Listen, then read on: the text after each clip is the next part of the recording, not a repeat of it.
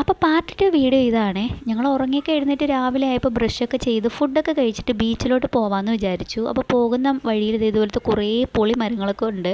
അപ്പോൾ ചേട്ടൻ നമുക്ക് ചെറിയ പുളിയൊക്കെ പറിച്ച് തന്നിട്ടുണ്ടായിരുന്നു. അങ്ങനെ അതൊക്കെ കഴിച്ചു.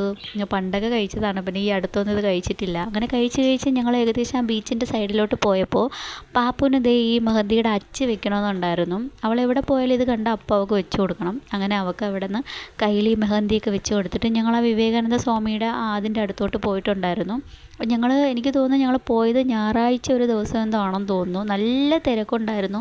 പിന്നെ അത് ചൂട് സമയമായതുകൊണ്ട് നല്ല ചൂടും ഉണ്ടായിരുന്നു. ഞങ്ങൾ പോയത് എനിക്ക് തോന്നുന്നു ഡിസംബർ 26 ആ സമയത്ത് എന്തോ ആണെന്ന് തോന്നുന്നു. നല്ല കാറ്റുണ്ടായിരുന്നു. അത് ഈ വീഡിയോ കാണുമ്പോൾ നിങ്ങൾക്ക് മനസ്സിലാവും, എൻ്റെ മുടിയൊക്കെ തിരമാല പോലെ ഇങ്ങനെ ഇളകി മറിയുന്നുണ്ടായിരുന്നു, അത്രയ്ക്ക് കാറ്റുണ്ടായിരുന്നു.